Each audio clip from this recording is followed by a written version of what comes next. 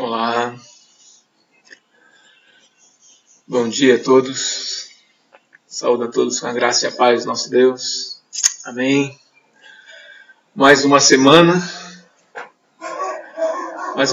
que podemos perceber a mão de Deus sobre nossas vidas, mais uma semana cheia de informações sobre a situação que nós estamos vivendo com o país. Então são motivos de oração, né? Para que Deus nos dê discernimento, sabedoria, ousadia, alegria, de podermos discernir o tempo que vivemos.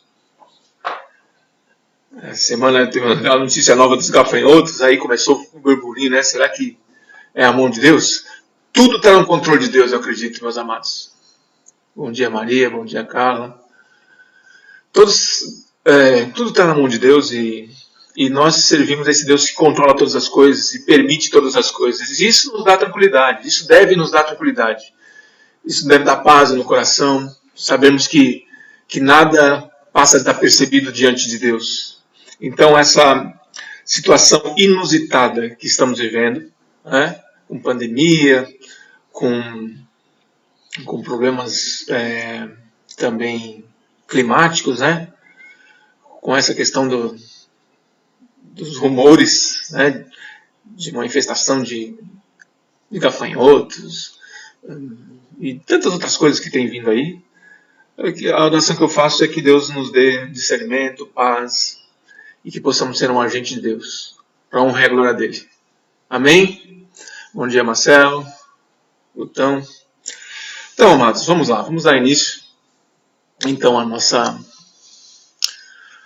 aula, né? Nós estamos na EBED, formação de discípulos, mentalidade cristã é o tema, posicionamento do cristão numa sociedade não cristã. Então nós vamos enfocar muito nisso, tá? Já temos enfocado nisso. O intuito é que você se sinta na responsabilidade de fazer a diferença, se posicionar. Você não ser apenas mais uma pessoa inserida na sociedade, mas sim a pessoa, o discípulo de Jesus, uma proposta para essa sociedade que nós vivemos. E o texto que nós temos, nós vamos sempre usá-lo como é o texto-chave de Mateus 28, 18 a 20. É um texto que nós todos conhecemos, é um texto que já faz parte da nossa vida cristã, mas é um texto que precisa ser prático, né? Deus, através de Jesus Cristo, nos dá uma missão de vida. Então, eu sempre falo, se você não tem uma missão, que possamos almejar essa missão para nossas vidas, nos identificarmos como discípulos de Jesus, e todo discípulo, então, tem essa missão de dar continuidade, né, de fazer discípulos. Então o texto diz: Então Jesus aproximou-se deles e disse: Foi-me dado toda a autoridade nos céus e na terra, portanto vão e façam discípulos de todas as nações, batizando em nome do Pai, do Filho e do Espírito Santo, ensinando-os a obedecer a tudo o que eu os ordenei a vocês. Eu sempre estarei com vocês até o fim dos tempos. Então nós vamos falar hoje sobre persuasão, que significa convencer alguém, contrário à imposição. E mais uma vez, olhando para o texto, é muito claro isso, ver que não há uma imposição de Jesus a respeito dos discípulos. Há uma persuasão, né? Ele traz para si a responsabilidade da autoridade, então a autoridade é minha, vocês vão em nome da minha autoridade, saiam por aí, façam discípulos, e termina dizendo: eu estarei sempre com vocês até o fim dos tempos. Você quer isso? Você topa essa proposta? Sem dúvida, os discípulos foram persuadidos por Jesus pelo simples fato de entenderem a proposta. Eles estavam com Jesus quando Jesus pregava às multidões sobre o amor de Deus, quando Jesus curava os enfermos, quando Jesus ensinava sobre o reino de Deus. Então, percebem, queridos, o quanto Deus é generoso para conosco e o quanto nós podemos olhar a mão de Deus sobre nossas vidas, e olhando para essa mão de Deus, podemos nos sentir persuadidos, podemos sentir a vontade para fazer a obra, dispostos a servi-lo, porque Ele é soberano e Ele tem feito obras em nossas vidas, amém? Por isso, você crê nisso, acredita na mão de Deus, o quanto Ele tem feito através da história, o quanto ele tem atingido, o quanto ele tem sido eficaz, né? O cristianismo é eficaz na sociedade que vivemos, no mundo em que estamos. Jesus nos faz uma proposta para a gente analisar racionalmente: opa, Essa proposta realmente vale a pena eu seguir? Vale a pena eu fazer parte disso? Eu creio que vale, queridos. Eu creio que vale. Não há dúvida nisso. Né? O que precisamos é, de repente, modelos, incentivo, né? Um incentivar o outro. Testemunhar disso, testemunhar daquilo que experimentamos, de investir na vida do próximo, investindo na vida do próximo, colhendo os frutos desse investimento. Isso é fantástico, isso é maravilhoso. E aí eu gostaria de trazer um texto do Antigo Testamento que também mostra esse poder de persuasão de Deus sobre a vida de um homem. Né?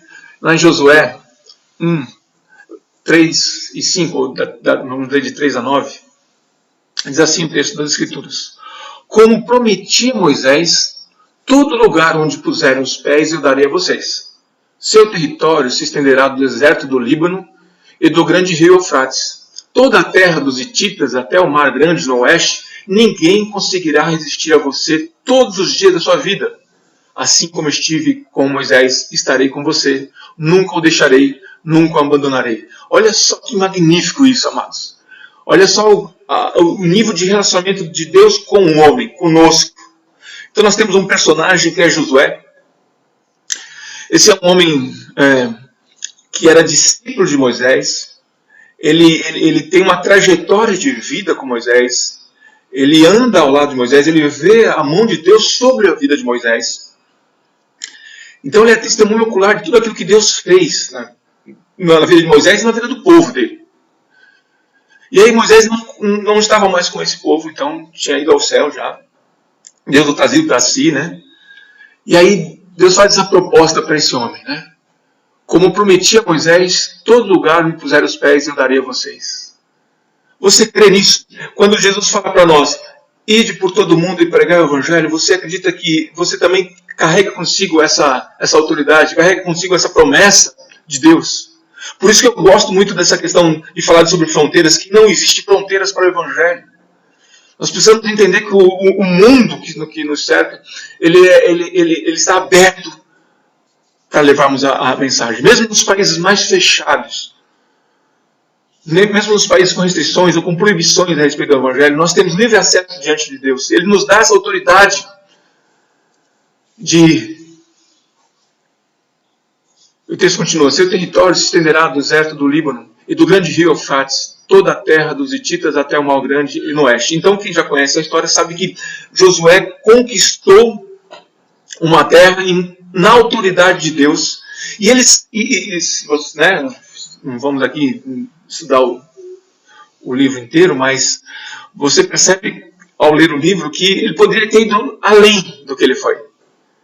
Ele olhou para alguns povoados pequenos e já temos tantos, para que ir mais? E depois ele pagou um preço por isso.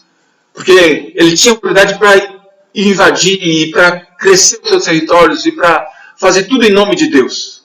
E não fez. Né? Mas isso é uma história à parte, uma lição à parte. Mas muitas vezes Deus nos dá essa autoridade e nós não fazemos. Nós recuamos por causa de pequenas coisas, por não discernir a vontade de Deus.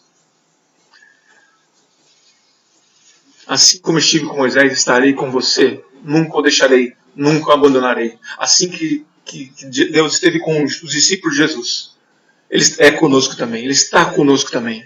Você crê nisso, amado? Eu creio. Nós precisamos tomar posse dessas bênçãos de Deus, das promessas de Deus sobre nossas vidas. O texto continua: seja forte e corajoso, porque você conduzirá este povo para herdar a terra que prometi, sob juramento a seus antepassados. Somente seja forte e muito corajoso. Não tenha cuidado de obedecer a toda a lei que o meu servo Moisés ordenou a você. Não se desvie dela, nem para a direita, nem para a esquerda, para que você seja bem sucedido por onde quer que andar. Não deixe de falar as palavras deste livro da lei e de meditar nelas de dia e de noite, para que você cumpra fielmente tudo o que nele está escrito. Só então os seus caminhos prosperarão e você será bem sucedido. Não fui eu que ordenei a você? Seja forte e corajoso. Não se apavore nem desanime, pois o Senhor, o seu Deus, estará com você por onde andar. Amém, amados? Que maravilha isso!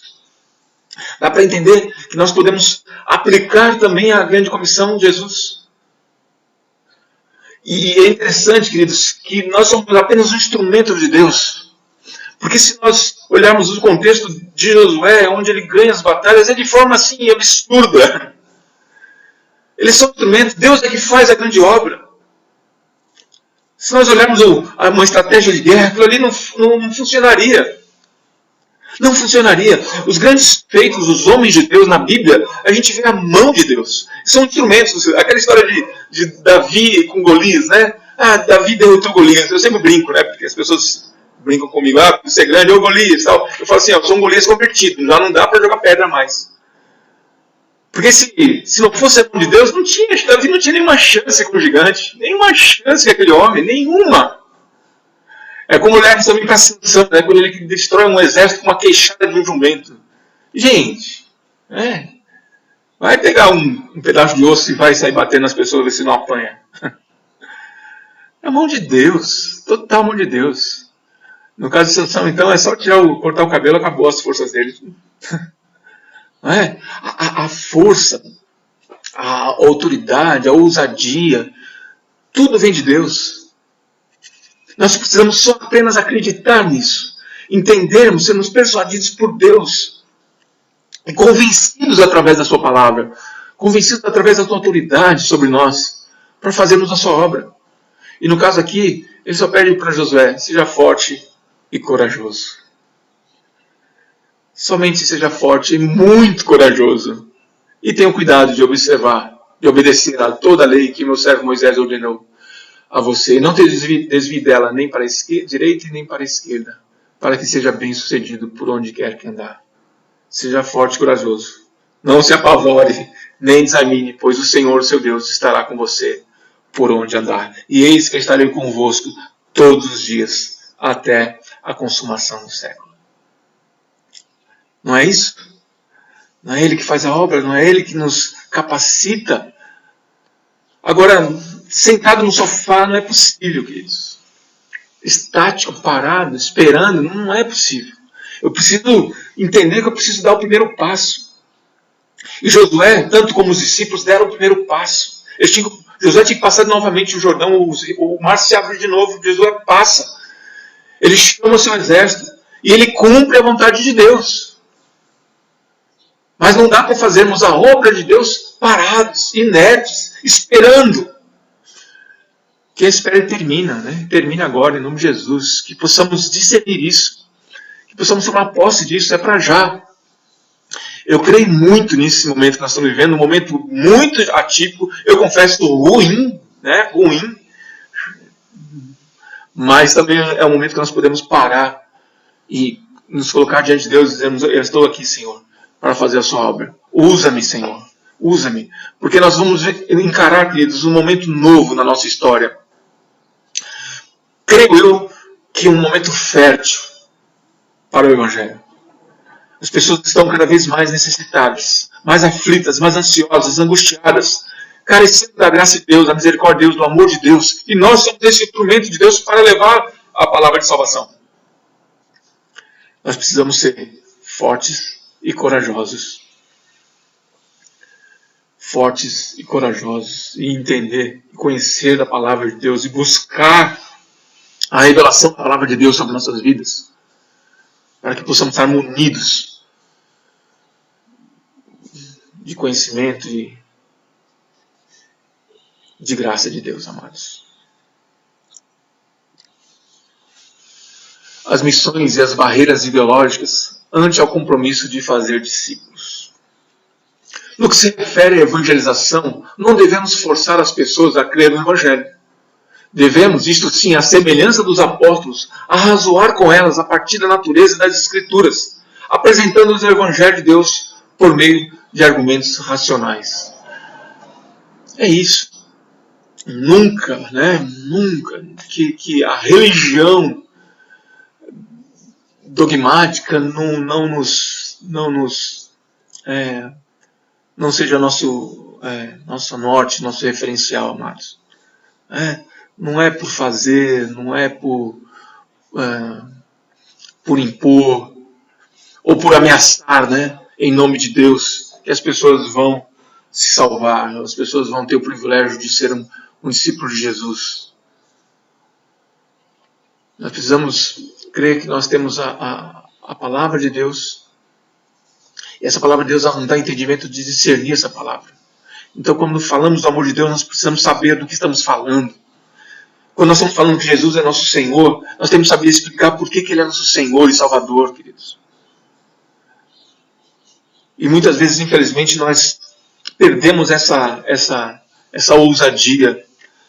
Há uns anos atrás, um grupo de jovens lá na Universidade Federal de Santa Catarina, anos nós trabalhando junto, se encontrando uma vez por semana. E aí é interessante lidar com o jovem, porque o jovem tu passa um pouquinho de conhecimento, ele já se acha conhecedor de tudo. E aí eu perguntei, tá, então agora eu sou um descrente universitário, quero que você me convença então, por que servir a Jesus?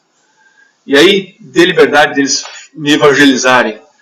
E é interessante que não passou um minuto da fala deles, eles começaram a repetir que o sangue de Jesus tinha poder. Que Jesus morreu na cruz. E que o sangue de Jesus tinha poder.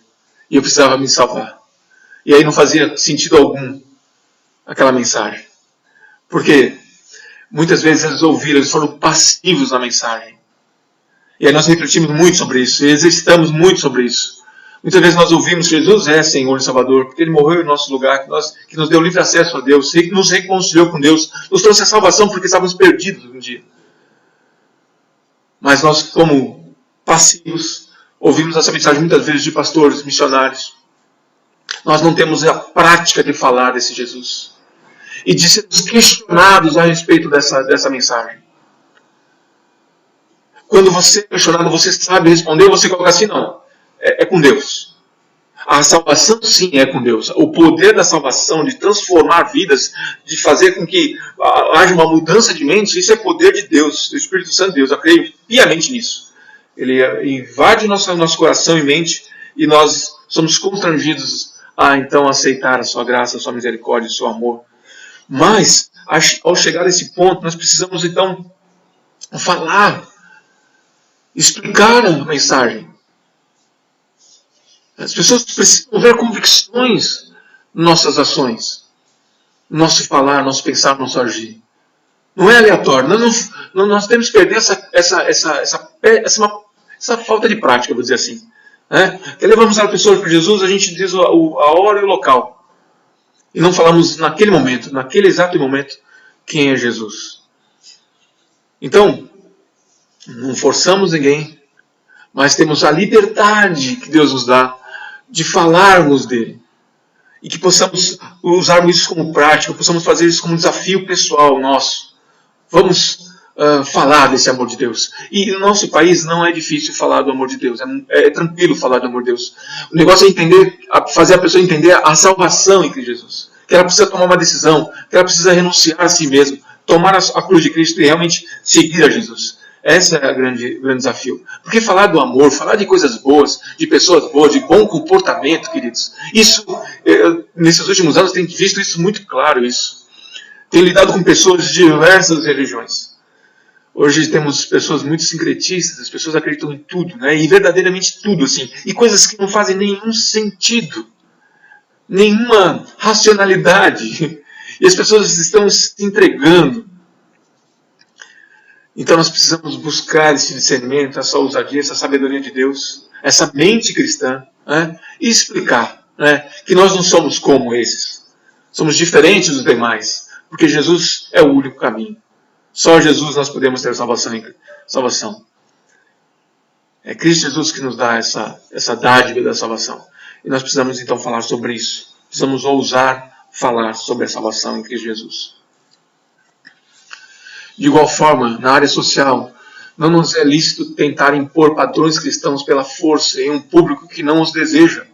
Tampouco permanecer calados e passivos enquanto o mundo moderno desaba ao nosso redor.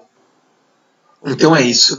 Ontem, vendo uma ação de um jovem, de um sujeito andando na rua, ele estava com a sua moto, e de repente ele se compadeceu com uma pessoa deitada na rua. E estava fazendo frio, ele voltou e na sua casa pegou um cobertor, pegou um alimento, cobriu aquela pessoa.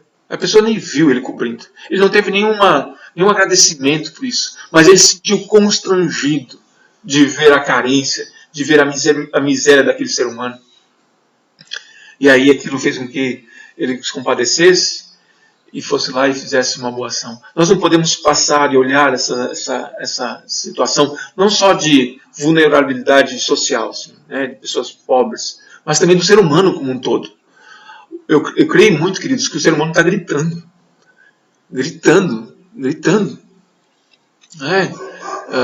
O que mais vai ter hoje é pessoas buscando, já temos, né, a questão da autoajuda, a questão das pessoas buscando o seu autoconhecimento, as pessoas gritando por socorro. Há muitos materiais a respeito disso, né? Como viver melhor, como ter uma vida melhor, como ser bem-sucedido, como encontrar o seu eu interior, como encontrar a sua alma gêmea, a sua espiritualidade. Temos vários produtos dentro dessa prateleira que nós temos no mercado hoje do Evangelho, né? Da espiritualidade, melhor dizendo.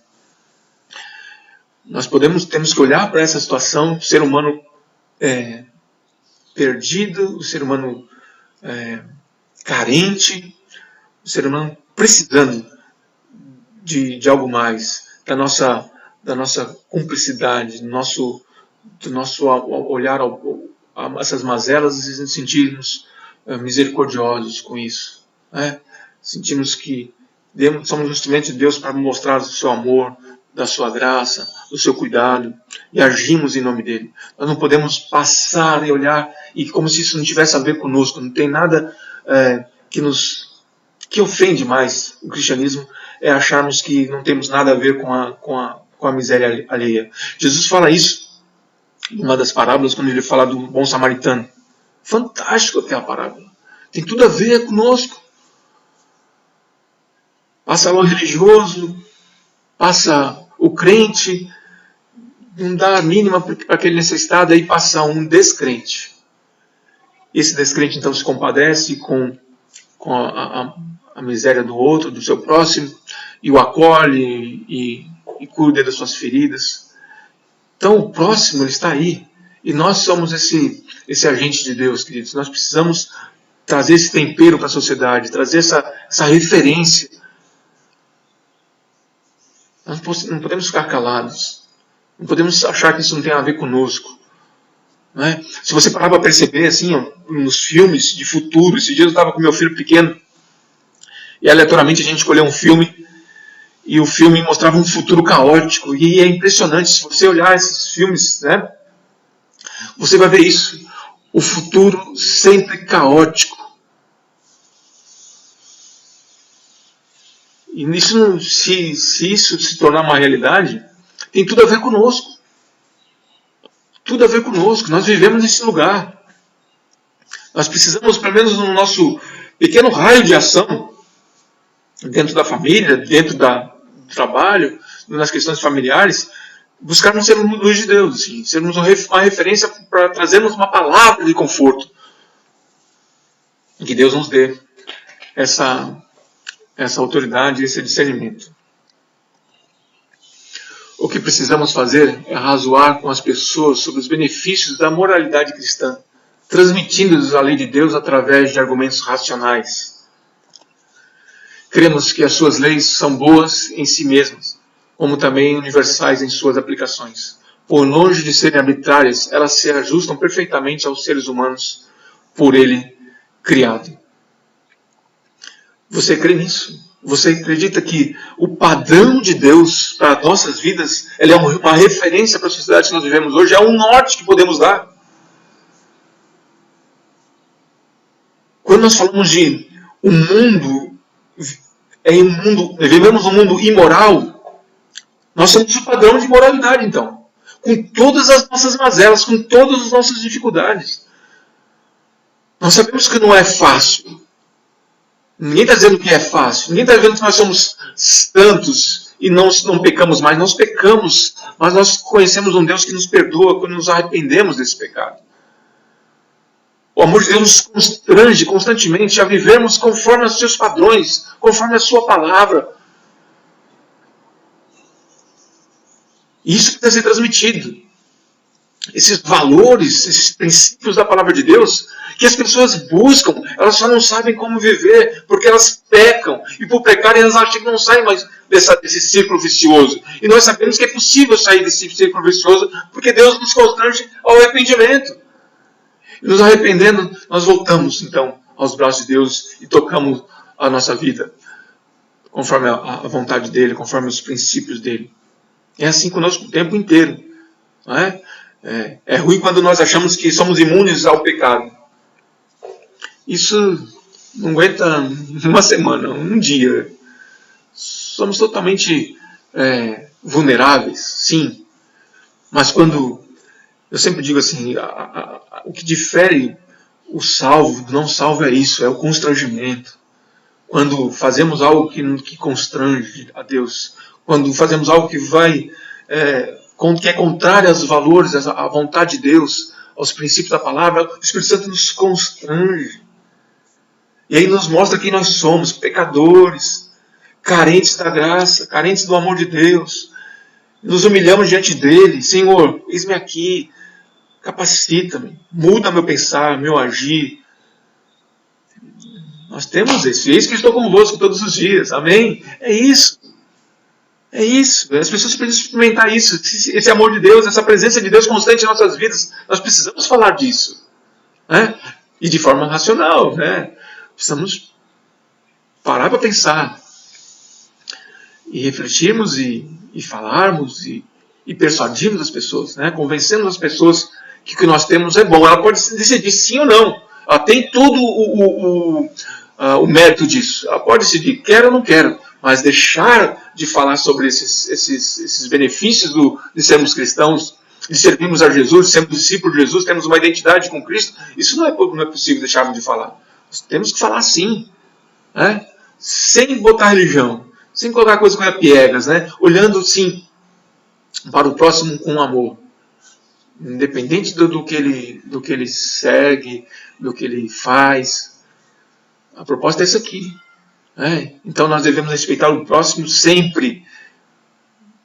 Sempre. Independe da forma que ele se veste, das escolhas que ele faz. Independente de qualquer coisa. Aquilo que nós vimos em aulas anteriores. Né? Não há barreiras nenhuma de preconceito. Nós temos que nos despir disso, amados. Todos são bem-vindos, todos. Todos são bem-vindos para que possamos falar, para que possamos anunciar, possamos mostrar os padrões de Deus, as referências que temos. Como o texto falou lá em Josué. Assim que eu fui com Moisés, eu serei contigo. Assim que eu fui com John Stott, serei contigo. Assim que fui com o pastor Paulo Sononca, serei contigo. Assim que eu fui com a Maura, a missionária, serei contigo. Deus é conosco. Esse é o padrão de Deus. Nós precisamos crer nisso. Esses grandes ícones, essas pessoas de Deus que viveram e foram bênçãos de Deus, instrumentos de Deus na nossa história. E me amarro em estudar a história e ver esses padrões, essas pessoas que fizeram e ousaram em nome de Deus. Da mesma forma que Deus usou essas pessoas e foi com elas, amados, Deus é conosco também. Você crê nisso?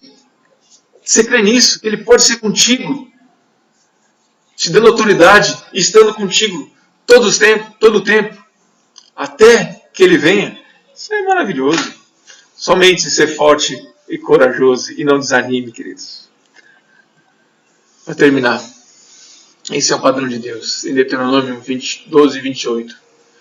Tenham cuidado de obedecer a todos esses regulamentos que eu estou dando a vocês, para que sempre vá tudo bem com vocês e com seus filhos, porque estarão fazendo o que é bom e certo perante o Senhor, o seu Deus. Essa é a promessa. Essa é a promessa. Nós precisamos, então, sermos obedientes à vontade de Deus. Possamos buscar no discipulado cristão essa bênção de um com o outro, de um ser apoio na vida do outro, ser suporte na vida do outro, ser amigo, companheiro, ser cúmplice da vontade de Deus, para que possamos vencer as nossas barreiras